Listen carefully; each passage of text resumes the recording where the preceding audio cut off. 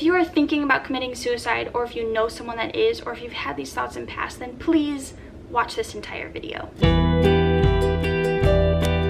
Okay guys, so today's video was not planned. If you have been on the internet at all today, then you probably know the really sad news that Chester, the lead singer of Linkin Park, committed suicide. I don't know why I haven't done this video yet. If you are newer to my channel, then you may not know that this channel is not shy to mental health subjects, especially my family vlogging channel. I am open about it. I have PTSD and panic attacks. I have had suicide attempts in the past. The pure act of him taking his life is completely heartbreaking on his own. But unfortunately, also when you are in a position where people look up to you, sometimes anyone that looks up to him and is currently struggling with these same suicidal thoughts can see this almost as like a validation that it's okay to take your own life. And I don't want anyone thinking that. I know this isn't going to reach a ton of people. If you want to share it, then by means do, please. But I hope, like I said, if I can reach one person, then I accomplished what I needed to. So a little background on me. In high school, I had a couple suicide attempts. I had a tough childhood growing up and went through an emotionally abusive relationship, and so it caused me to go to that place. I understand this place. I understand why people go to this place, or not why so much as like how you get to that place. I don't think anyone that gets to that place understands why they're having these thoughts, but I understand how you get there. And I just want to say, please don't. I'm on the other side of it, saying that things get better. Whether you are 60 or 16 and having these thoughts, you have the rest of your life ahead of you. And please remember, I know everyone says, think about your family. And yes, you should think about the kind of effect that you're going to have on your close family members and friends when you make this decision. But you also need to realize that this isn't it. This isn't the only kind of thinking that you are going to have, as long as you are willing to admit that you need help and go and get it. I know that even when you are in the midst of getting help, sometimes it can feel like things aren't going to get better. And trust me, I have been there too, and I have felt that.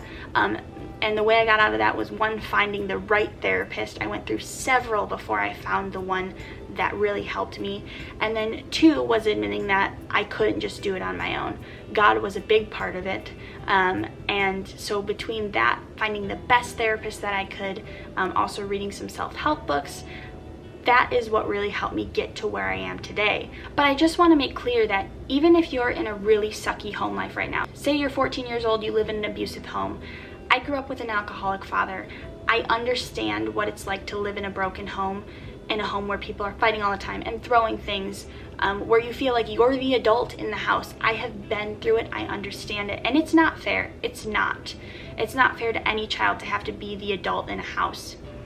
But no matter what you are going through, even if you are a child stuck currently in a situation that is just not a good situation, there is always your future. You are not tied to that house for the rest of your life. And even if you're out and you're an adult, you're an adult. You can choose to change your life. You can choose to change your current situation. If you're in an abusive relationship right now, talk to somebody that you trust. Go to a church. They will help you. I promise. A church will help you get out of that very safely.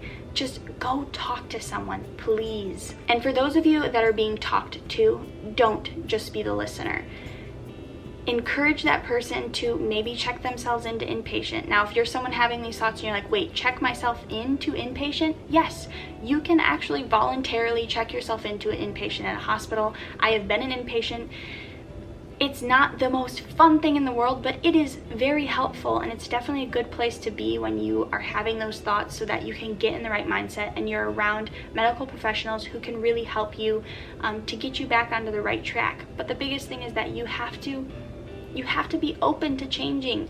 I think that when we get to that point in our lives where we just want to end it, it's very easy to just think that this is it. This is the only way I'm ever going to feel for the rest of my life, and it's never going to get any better. And so I understand that me telling you, like, get in the thought process of things can change seems almost impossible, but you have to push through. Say it in your head, because you can retrain your subconscious mind. Say it out loud. Say it in your head. things are gonna change. Things are gonna change. And you can retrain your mind to actually believe that yes, things are going to change, and they will. And the last and the most important thing to tell you, and I think the reason that suicide has been so frequent lately, is that people believe that asking for help is a sign of weakness. It is not. It is the biggest sign of strength that you can ever show. A lot of people thought that I was showing that I was weak when I got a service dog for my PTSD. But no, I was publicly proclaiming to the rest of the world for the entirety of the years after that I had a service dog, that anytime I walked into a store or I walked into school or I walked into a restaurant, that I had some kind of struggle that meant that I couldn't do it on my own. I showed that every time I walked in somewhere with my service dog, that I couldn't do it on my own. That is, if that doesn't take strength, I don't know what does. So asking for help, it's not a sign of weakness. It is not. Asking for help takes way more strength than just shoving it down inside of you and trying to work it out on your own. And if there is one thing that I have learned, and that I think you who may be struggling with this already know, it's that working it out on your own just doesn't work. It doesn't. You need someone else to help you. And so please, guys, I don't want this video to be super long, but I just wanted to make like a public service announcement to those of you that may be struggling and those of you that know someone that's struggling. It gets better. It takes strength, not weakness, to admit that you need help and that it's okay to ask for it. Close out of this video and go and ask that close family member or friend what you can do or who you can talk to that's in your area. And if you're personally struggling with this, just know that even when you feel like nobody cares and there's nothing left for you, God loves you. Heck, I love you. I may not even know you. I may not have even met you or read your comments, but I love you because you're a human being and you're a beautiful person. So I'm gonna leave it at that, guys. I hope that you enjoyed this little video, I guess. And I will see you guys next week, hopefully with those sensory bottles finally that I've been telling you guys I was gonna do, that I'm making for the girls. So if you are new to my channel, I am a mom vlogger, I guess you would call me. I do a lot of things around being a mom, and I talk about things like with PTSD and anxiety around being a mother as well. And then we have our family vlog channel, which I will link down below. And my husband, if you're like totally not on any of that, my husband has an unboxing video where he unboxes strictly crowdfunded items. So I will link that down below too. So we have 3 channels, maybe one of them will pique your interest, but I hope that you guys did get something out of this. And if you know someone that's currently struggling that's been talking to you, send them this video, share this video. I just want to help somebody. So yeah, that's it. I'll see you guys next week.